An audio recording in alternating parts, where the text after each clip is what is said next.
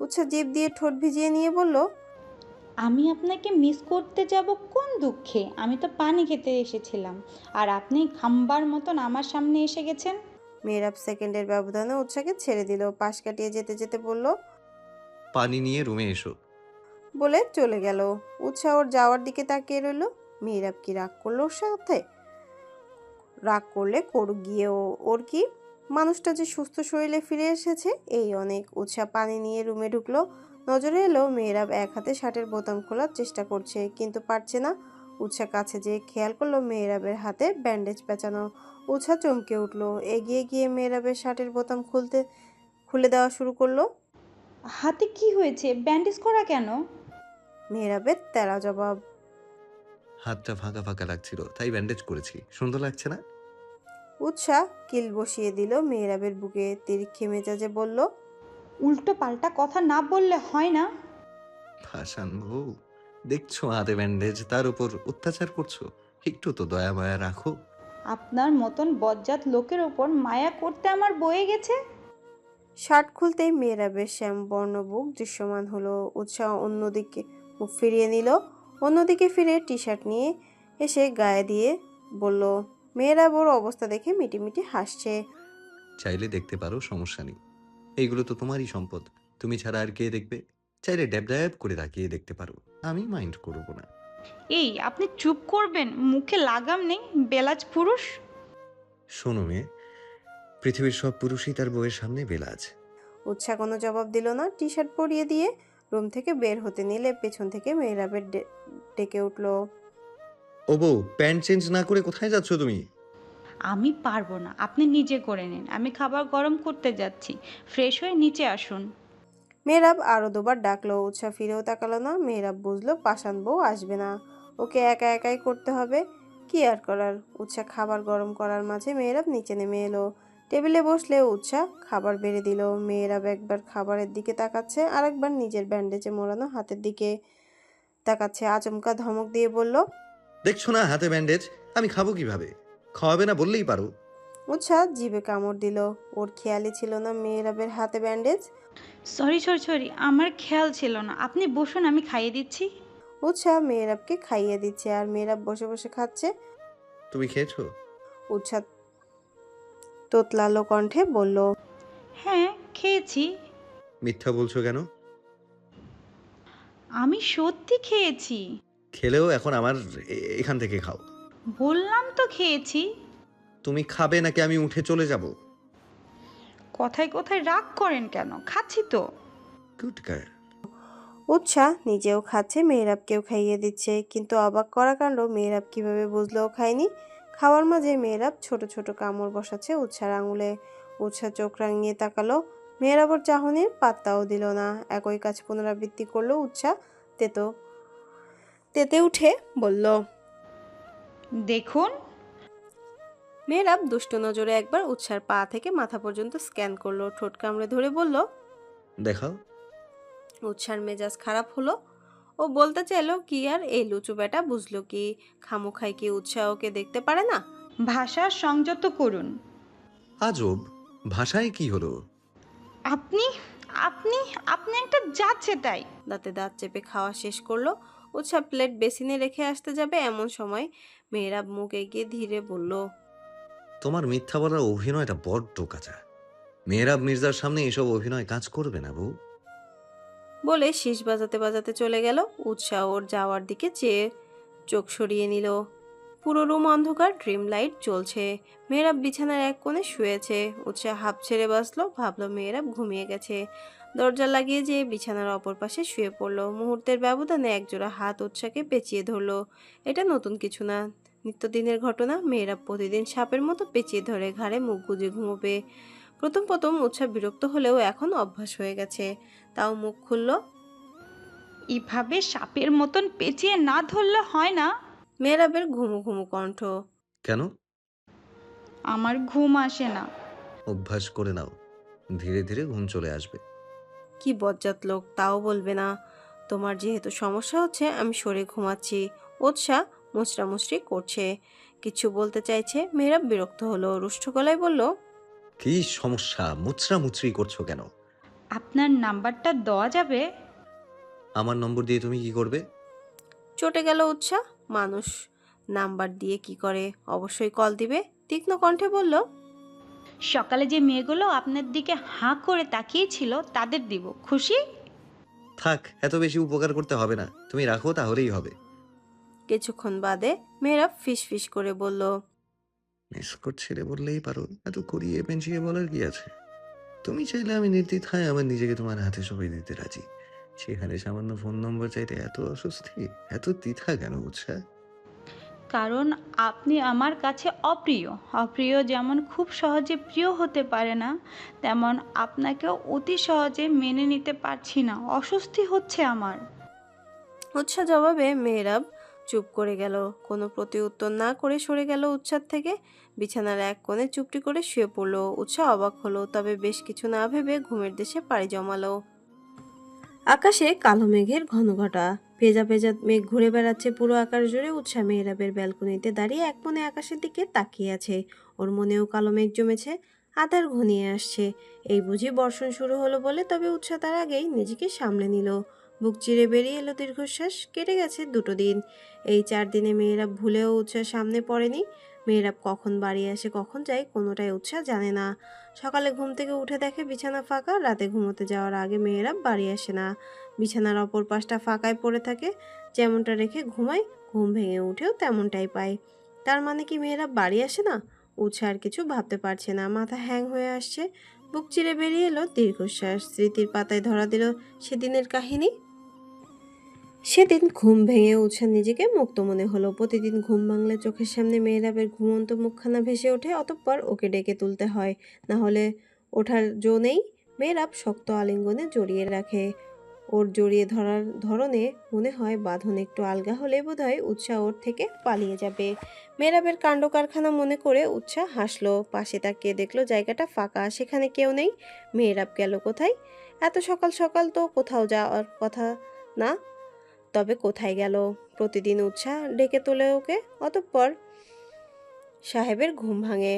আর আজকে আগে ভাগে উঠে গেছে। বাহ, বেশ উন্নতি তো। উৎসাহ ভাবলো হয়তো নিচে গেছে।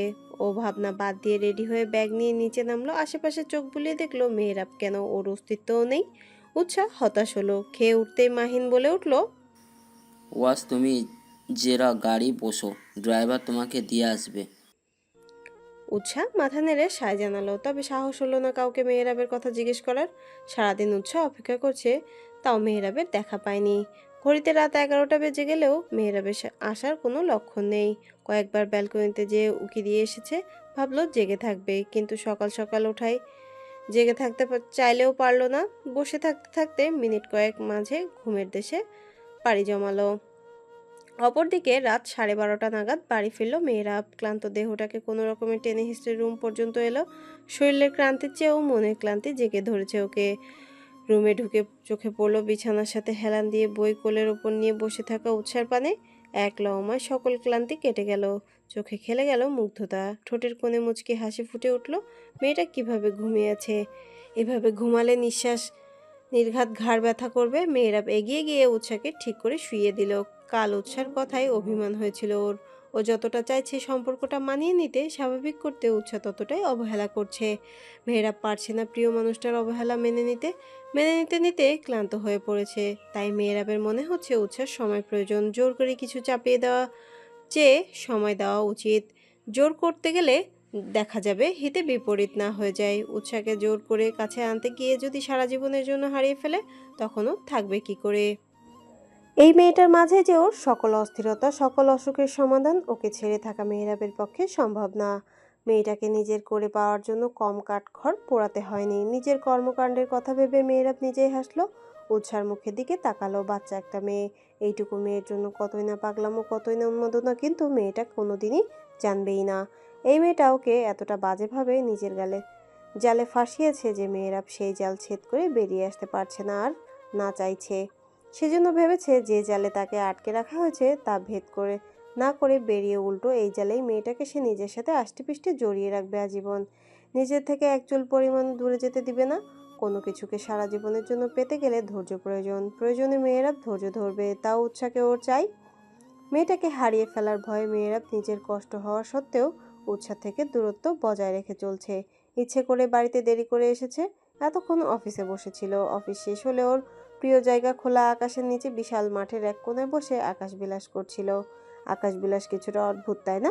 আকাশে চন্দ্রের দেখা নেই, ঘন কালো মেঘেদের আনাগোনা। মেয়েরাব কিছুক্ষণ এক দৃষ্টিতে উৎসার দিকে তাকিয়ে থেকে ফ্রেশ হতে চলে গেল। মনে মনে ভাবছে কি করে পারবে ও এই মেয়েটাকে না দেখে থাকতে। তাকে না জ্বালালে যে মেহেরাবের শান্তি লাগে না। তার থেকে দূরত্ব বজায় রাখা কি এতই সহজ? মন বলে উঠল। সামান্য দূরত্ব যদি ভালোবাসা বাড়ায়? অবচেতন মনে জবাব এলো। সত্যি কি দূরত্ব ভালোবাসা বাড়ায়, নাকি চলে যাওয়ার বাহানা বানায়? মেয়েরাব আতকে উঠল। না না, এটা হতে পারে না। উৎসাকে ছেড়ে যেতে পারে না। দরকার পড়লে উৎসাকেও বন্দি করে রাখবে, তাও ওকে চাই নিজের মাঝে। সাইকো সত্তা টের পেতেই মেয়েরাব চোখ বুঝলো। জোরে জোরে শ্বাস নিয়ে নিজেকে শান্ত করলো। নিজেই নিজেকে সান্ত্বনা দিল, অচিরেই সব ঠিক হবে। উৎসার মনে ওর জন্য ভালোবাসার সৃষ্টি হবে। বিছানায় শুয়ে আলতো হাতে নিজের অস্তিত্বকে কাছে টেনে নিল, অতঃপর আঁকড়ে ধরল বুকের মধ্যখানে। মেহেরাব পারছে না উৎসাকে নিজের বুকের ভেতর ঢুকিয়ে ফেলে। কাল সারা রাত ফাঁকা বুকের অস্থিরতা ওকে ঘুমাতে দেয়নি। অভিমান করে উৎসার কাছেও যায়নি, কিন্তু আর সম্ভব না। বিয়ে করা বউ ওর কেন দূরে থাকতে যাবে? বউয়ের আশেপাশেই ঘুরবে, কিন্তু বুঝতে দেওয়া যাবে না। উৎসার কানের কাছে এগিয়ে গিয়ে বিড়বিড় করে বলল, আমায় নিরাশ করো না বউ। খুব শীঘ্রই ভুল বোঝাবুঝি ঠিক করে ফিরে এসো আমার বুকে। এই বেহায়া পুরুষটা যে তোমার প্রতীক্ষায় বসে আছে, আমার প্রতীক্ষা বিফলে যেতে দিও না প্লিজ। মেহরাবের কাতর কণ্ঠ, কিন্তু কথাগুলো একটা উৎসার কর্ণকুহর অব্দি পৌঁছালো না। ও গভীর ঘুমে মগ্ন। মেহরাব উৎসার ঘাড়ে মুখ গুজল। কিছুক্ষণের মাঝে পাড়ি জমালো ঘুমের দেশে। সকাল সকাল উৎসা ঘুম থেকে ওঠার আগে মেহরাব অন্য রুমে যেয়ে ঘুমিয়ে গেল। মাহিনকে আগেই বলে রেখেছে উৎসাকে কি বলতে হবে আর কি কি করতে হবে। মাহিন ভাইয়ের কথায় সায় জানিয়েছে শুধু, উল্টে কোনো কিছু প্রশ্ন করেনি আর না জানতে চেয়েছে কিছু। মাহিন জানে ওর ভাই যতই ঘাটতেরা হোক না কেন কখনোই ভুল কিছু করবে না। সেই আশ্বাস থেকেই কিছু জিজ্ঞাসা করেনি। ক্লাসে মন খারাপ করে বসে আছে উৎসাহ। পড়ায়ও মনোযোগ নেই। শিক্ষক ক্লাস বোর্ডে কিছু বোঝাচ্ছে, উৎসাহ এক ধ্যানে বোর্ডের দিকে তাকিয়ে আছে, কিন্তু ওর বিন্দু মাত্র মনোযোগ নেই। হুট করে শিক্ষক বলে বসলো। উতসা দাঁড়াও। কথা উৎসার কান পর্যন্ত পৌঁছালোই না। ফের ডাকলো, তাও উৎসার মনোযোগ নেই। এবার শিক্ষক খেপে গেলেন, জোরে ধমক দিয়ে বলল। উতসা। উৎসাহ কেঁপে উঠল, এক ঝটকায় দাঁড়িয়ে গেল, থতমত খেয়ে বলল, জি স্যার। মনোযোগ কোথায় থাকে তোমার? কতক্ষণ ধরে ডাকছি। ক্লাসে মনোযোগ দিতে না পারলে ক্লাসে আসার দরকার নেই। উৎসাহ মিনমিন স্বরে বলল, সরি স্যার, আর কখনো এমন হবে না। ঠিক আছে, এবারের মতো মাফ করে দিলাম। এরপর আর যেন এমন না হয়। বসো।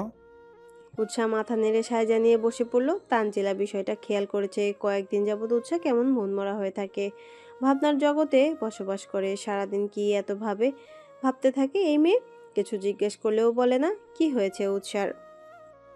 ব্রেক টাইম দিতেই তানজিলা উৎসাহকে পাকড়াও করলো। উৎসাহ এটা সেটা বলে কাটিয়ে যেতে চাইছে, অপরদিকে তানজিলাও ছেড়ে দেওয়ার পাত্রী নয়। জিজ্ঞাসা করতে করতে মুখে ফেনা তুলে ফেলেছে, তাও উৎসাহ মুখ খুলছে না।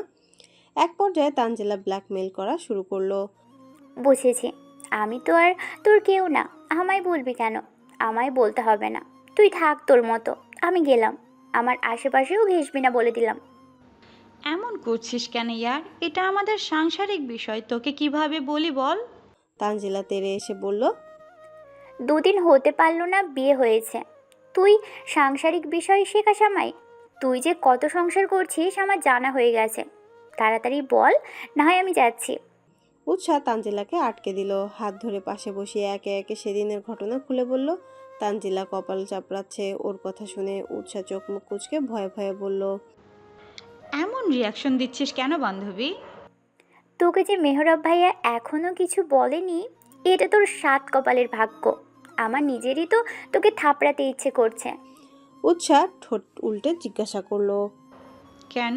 আমি কি করেছি? তোকে যে মেহরাব ভাই কিভাবে সহ্য করছে আল্লাহ মালুম। আরে কি করেছে সেটা বলবি তো, না বলে বকে যাচ্ছিস। তানজিলা নিজেকে সামলে নিল, অতঃপর শান্ত কণ্ঠে বলল, দেখ উৎসা, এখন তোদের বিয়ে হয়েছে, তোরা স্বামী স্ত্রী। একে অপরের পরিপূরক। আগে যা হয়েছে সেটা ভুলে যা। এখন তোর উচিত সব কিছু মানিয়ে নেওয়া। আমার জানা মতে মেহরব ভাইয়া মানিয়ে নেওয়া যথেষ্ট চেষ্টা করছে, তুই ঝামেলা পাকাচ্ছিস। আগে ভাইয়া আর তুই একে অপরের সাথে ঝগড়া করতি, এটা ঠিক ছিল। এখন আর সেটা মানাই না, কারণ এখন তোরা বিবাহিত, দুজন মিলেমিশে চলতে হবে। ভাইয়াও তো মানুষ নাকি? তুই বারবার যদি তাকে বলিস তুই তাকে পছন্দ করিস না, ভাইয়া তোর অপ্রিয়, তাহলে ভাইয়ের কেমন ফিল হবে? নিজেকে একবার ভাইয়ার জায়গায় বসিয়ে ভেবে দেখ। তুই এখনও তোর ইগো ধরে আছিস। ইগো দেখাতে গেলে আর যাই হোক সংসার হয় না ইয়ার। ভালোবাসা কিংবা সংসারে ইগো থাকতে নেই। তবে আমি তোকে নিজের আত্মসম্মান বিসর্জন দিতে বলিনি। ইগো আর আত্মসম্মান আলাদা। ভাইয়া যদি তোর আত্মসম্মানে আঘাত করে তাহলে সেটা আলাদা বিষয়। তুই এখনই ভাইয়াকে কল দিয়ে আসতে বল। উৎসা মিনমিন স্বরে বলল। তোকে বললাম না ওনার নাম্বার আমার কাছে নেই। কি বললি? আশ্চর্য! আমি এটা ভেবে অবাক হচ্ছি, তোদের বিয়ের প্রায় মাসখানেক হয়ে গেছে আর তোর কাছে ভাইয়ের নাম্বার নেই। আজব কথা না? উৎসা মিনমিন করে বলল। আমার কি দোষ? উনিও তো সেদে নাম্বার দেয়নি। তানজিলা থাপ্পড় উঠাতে গিয়ে হাত সরিয়ে নিল, মাথায় চাপড় মেরে বলল। ভাইয়া তোর ভাসুর না শ্বশুর? তোর নিজের বিয়ে করা জামাই, তার কাছে নাম্বার চাইতে কিসের এত দ্বিধা? তানজিলা একটু থামলো, অতঃপর খোঁচা মেরে বলল। কোলে তো দিব্যি উঠতে পারো, নাম্বার চাইতে গেলেই তোমার যত লজ্জা দ্বিধা। আমি ওনার সেদে কোলে উঠতে যাইনি, উনি আমাকে জোর করে কোলে তুলেছে। দেখ উৎসাহ, ফাজলামো না। ইগো দেখানোটা বোকামো। সম্পর্কে ফাটল ধরাতে ইগোই যথেষ্ট।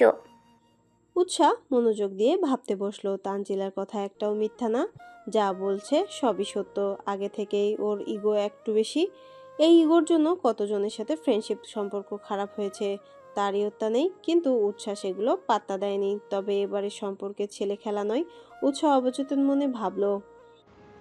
আচ্ছা, ওর এই ইগনোরের জন্য যদি মেহরাব ওকে ছেড়ে চলে যায় তখন? নিজের ভাবনায় নিজেই আটকে উঠল উৎসাহ। না না, মেয়েরাব এটা করতেই পারে না। মেয়েরাব ওকে ছেড়ে যেতেই পারে না, কখনোই না। কিন্তু যেতে কতক্ষণ? কয়েকদিন যাবত তো দেখাই যাচ্ছে না। উৎসাহ মনে মনে ভাবলো আজকে বাসায় যেয়ে মেয়েরাবকে কল করবে, অতঃপর সরি বলে সব ঠিক করে নেবে। নিজের ভাবনায় নিজে হেসে উঠল, মনে মনে বলল।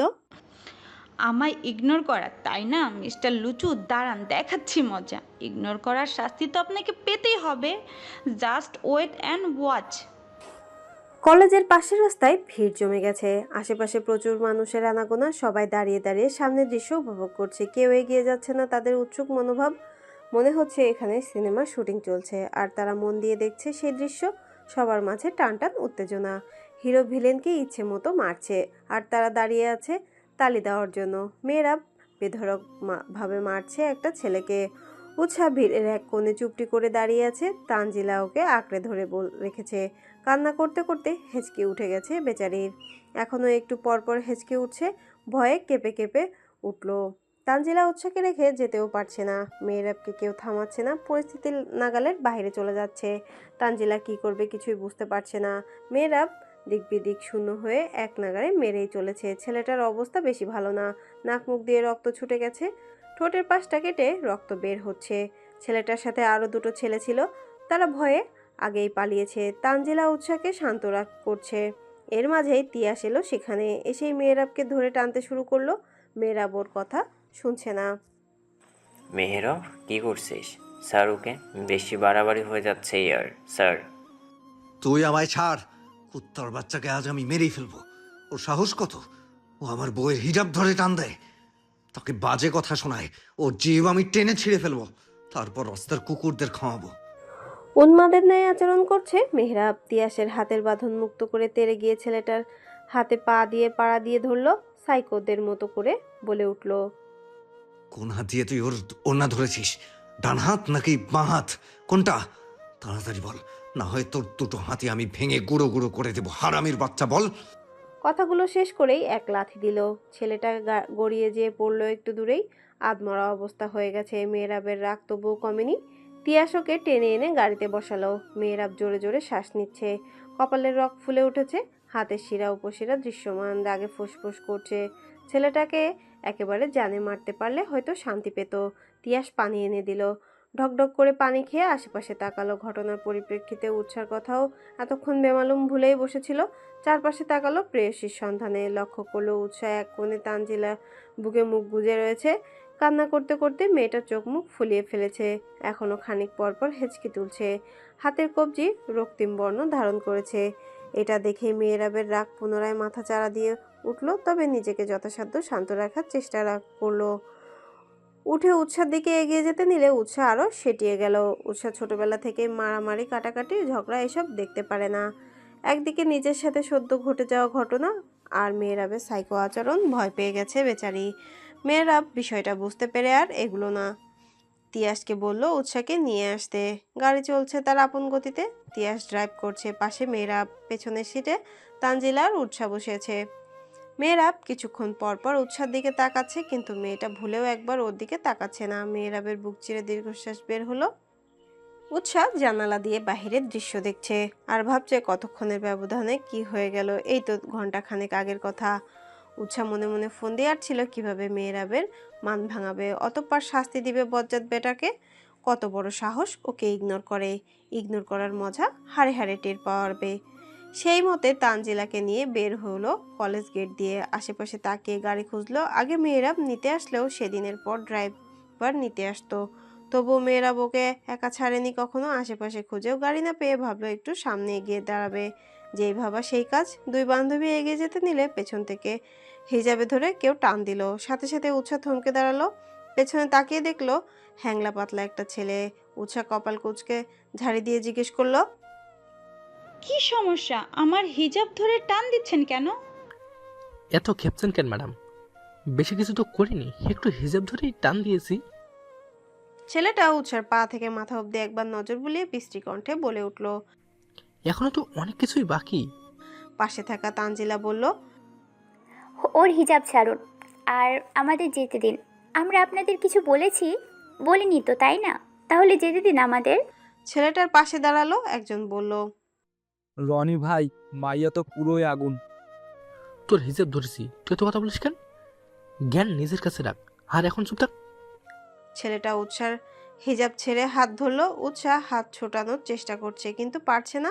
ছেলেটা শক্ত হাতে ধরেছে। তানজিলা এগোতে নিলে আরেকজন এসে ওর পথ আটকে ধরলো। ছেলেটা উৎসার দিকে কুনজরে তাকিয়ে আছে। উৎসার গা ঘৃণায় গুলিয়ে এলো। জানোয়ার, আমার হাত ছাড়, না হয় এর পরিণাম ভালো হবে না। ছাড় বলছি। ছাড়বো না, কি করবি করে নে। উৎসাহ আশেপাশে কিছু খুঁজলো না, পেয়ে পাড়া দিল ছেলেটার পায়ে, কিন্তু কাজের কাজ কিছুই হলো না। রনি উৎসার হাত আরো শক্ত করে ধরলো। তোর ঘরে কি মা বোন নেই? কথার পৃষ্ঠে ছেলেটা এমন কিছু কথা বললো উৎসার কান্না পেয়ে গেল। এত বাজে বাজে কথা কখনো শুনেনি, শুনতে হবে ও ভাবেনি। উৎসাহ বারবার বলছে ছেড়ে দিতে। রনি ছেড়ে দেওয়া তো দূরের কথা, আরো উল্টো পাল্টা কথা বলছে। এক পর্যায়ে ভয় পেয়ে উৎসাহ কান্না করে দিল। এরপরও রনি নামের ছেলেটা হাত ছাড়লো না। রাস্তা দিয়ে যাওয়ার সময় এক ছেলের নজরে এলো ঘটনাটা। ছেলেটা এগিয়ে এসে এক ঝটকায় উৎসার হাত ছাড়িয়ে নিল। উৎসার হাত ধরে রাখা রনির কলার ধরে বলল, কি সমস্যা? রাস্তায় মেয়েদের বিরক্ত না করলে হয় না তোদের? রনি উল্টে বলল, মেয়েটা তোর কি হয়? কেউ না। তোকে কেউ নাক গলাতে বলেছে? তোর রাস্তায় দিয়ে যাচ্ছিস, জানা হিরোগিরি দেখাতে এসেছিস কেন?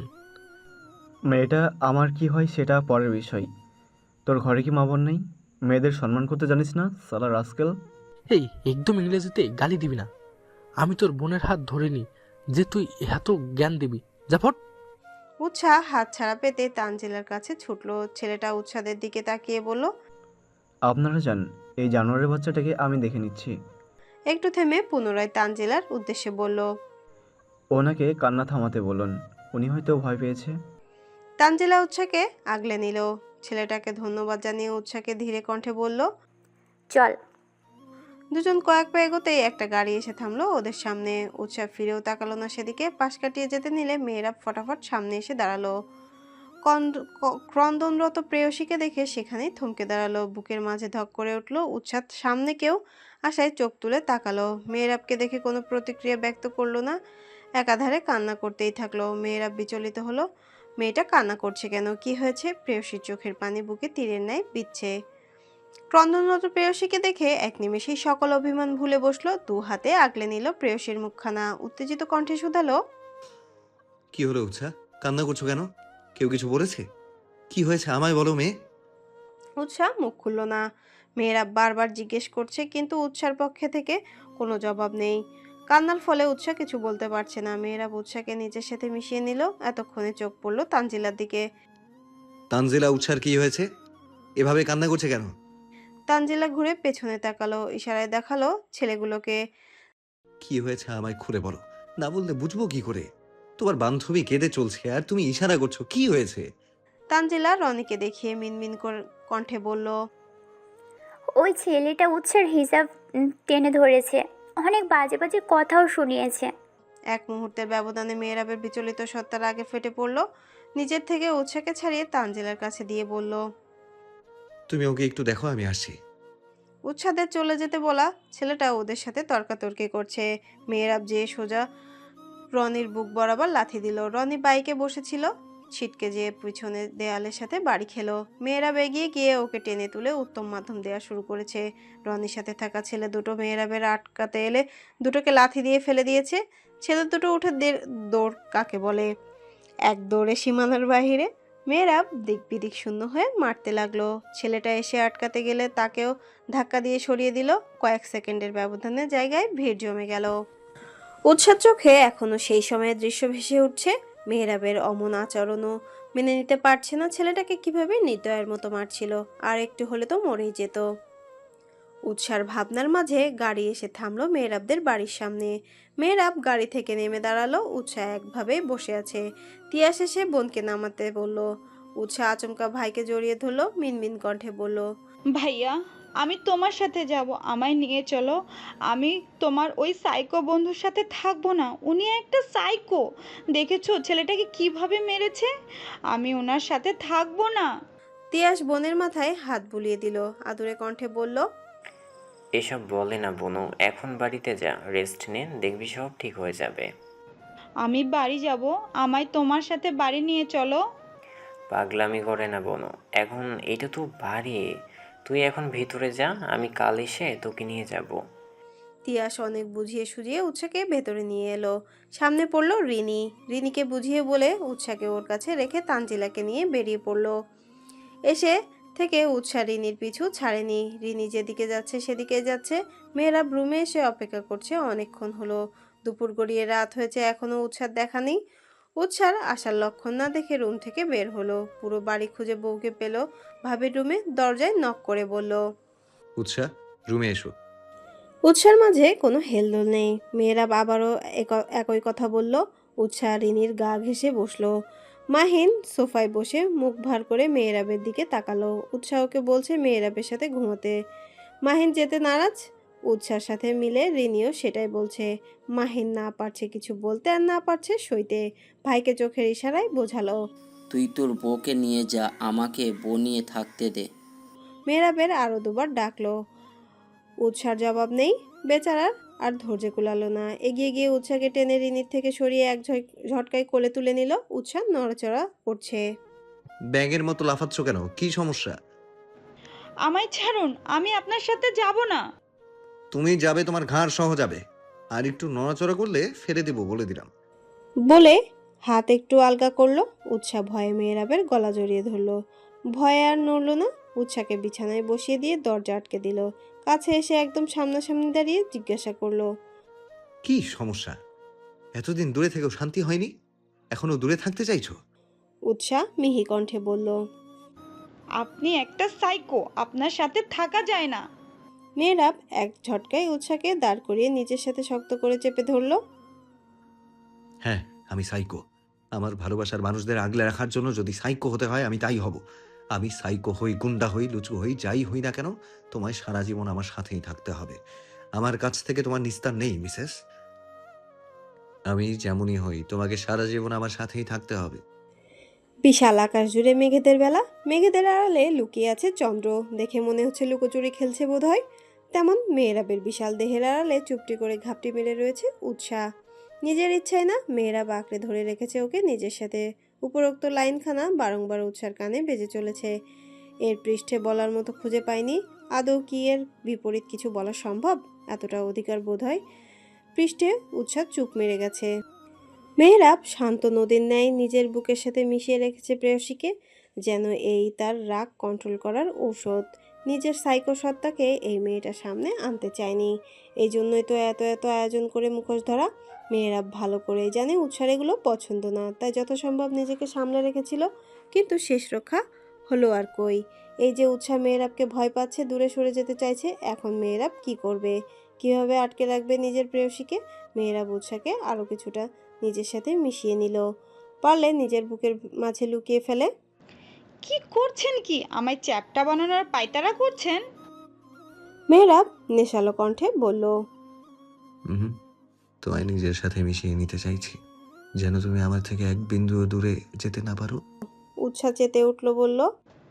এভাবে আর কিছুক্ষণ থাকলে আমার ঘাড় গোড় আর নিজের জায়গায় থাকবে না। ছাড়ুন তো। নিজেকে মেহরাবের বাহু থেকে ছড়ানোর চেষ্টা করলো, তবে ব্যর্থ হলো। মেহরাব উৎসার কাণ্ড দেখে হাসছে, হাসতে হাসতে বলল। আমি নিজ ইচ্ছায় তোমায় বাঁধন থেকে মুক্ত না করলে তোমার এই বাঁধন ছিন্ন করে বের হওয়ার সাধ্যি নেই বউ, তাই ও চেষ্টা করেও লাভ নেই।